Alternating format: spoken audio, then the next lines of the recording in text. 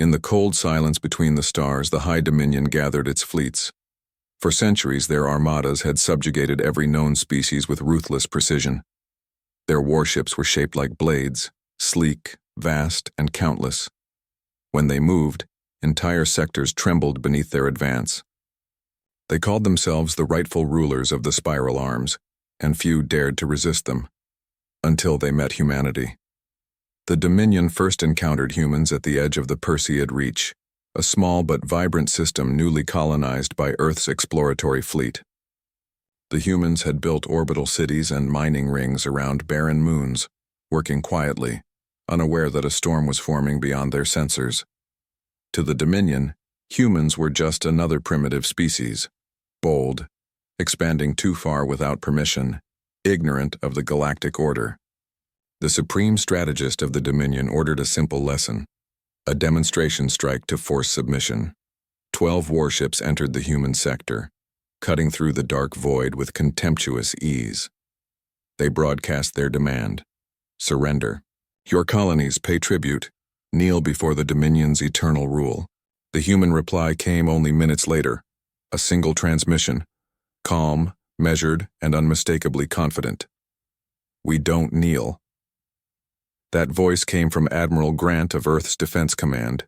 He was not known for speeches or ceremony. He simply believed in the strength of his people. His fleet was small, his ships not as ornate as Dominion vessels, but they were built with human stubbornness and an unmatched understanding of war.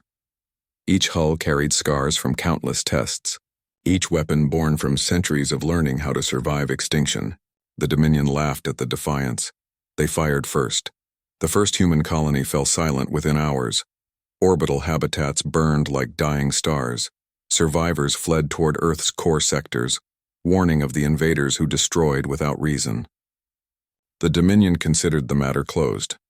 To them, it was just another conquest. But humanity was not like their past enemies. When the news reached Earth, the United Command convened in orbit above the blue planet. Every nation, every colony, every habitat sent representatives. The air was filled with tension, but beneath it burned unity, something the Dominion had never seen before. Admiral Grant stood before the council and said only one sentence: "They want war. Then we show them what war truly is." Within weeks, humanity mobilized. Shipyards that once built trade vessels now forged war machines. The Titan-class dreadnoughts, long held in reserve for emergencies, were awakened.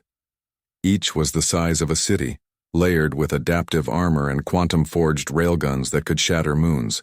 From the outer colonies came cruisers and corvettes, fast and brutal. From Mars came the juggernauts, planetary assault carriers that could deploy entire armies in a single landing. And from the hidden black site foundries came something else: the Nemesis Protocol. It was not just a fleet but a declaration. Humanity would never again fight for survival. They would fight for dominance, for vengeance, for remembrance of every life lost. When the Dominion fleet returned to teach the humans another lesson, they found the system no longer silent. They found humanity waiting.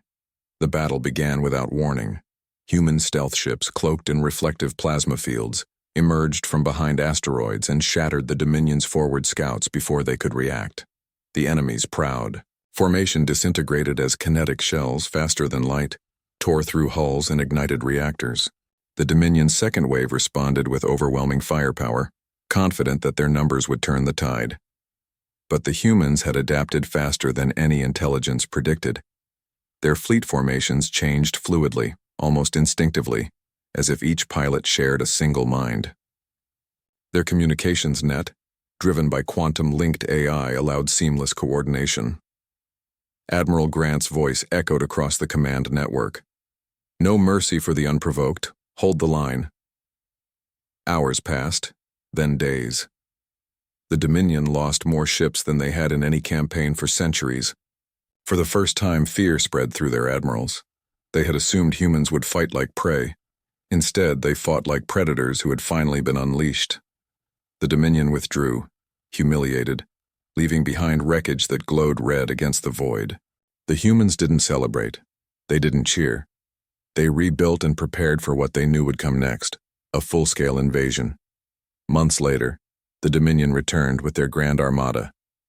2,000 ships strong, the largest fleet ever assembled in known history. They moved through the dark like an unstoppable storm, cutting through every defense satellite and mining outpost in their path.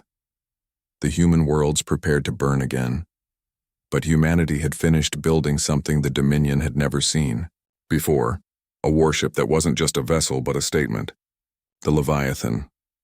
It was over 30 kilometers long, its hull made of a self-healing alloy that absorbed energy rather than deflecting it. Its weapons array could vaporize fleets from planetary distance.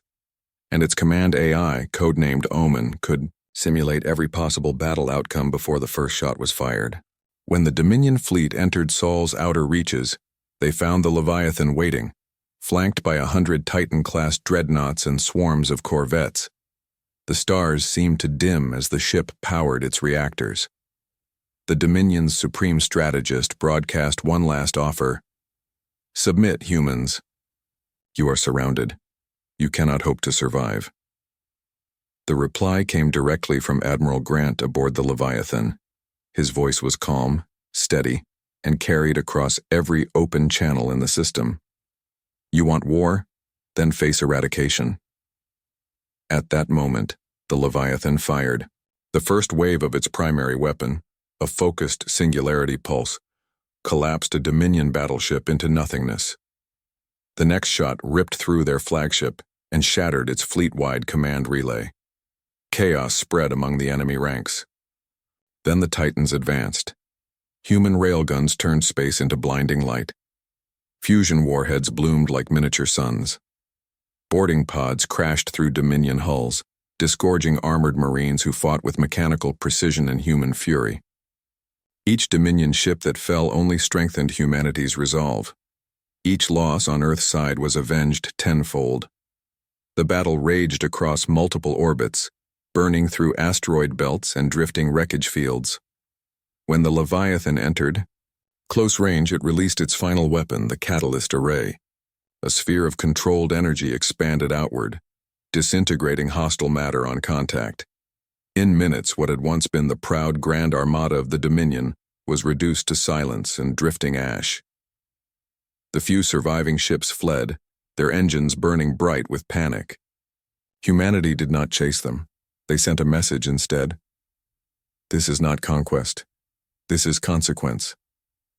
Across the galaxy, word spread faster than light. Empires that had once ignored the small blue world now spoke of it in whispers. The High Dominion, the unchallenged power of millennia, had been shattered. Their surviving leaders hid behind fractured alliances, terrified of human retaliation. But Earth did not invade. Humanity had no need for empire. They rebuilt their colonies, mourned their fallen, and returned to the stars with one lesson carved into their history. No one would ever threaten them again. In time, other civilizations approached humanity not with demands but with respect. They sought treaties, trade, and understanding. Some feared them, others admired them. Yet all remembered the message that had echoed across the void on that fateful day. You want war? Then face eradication. It became legend.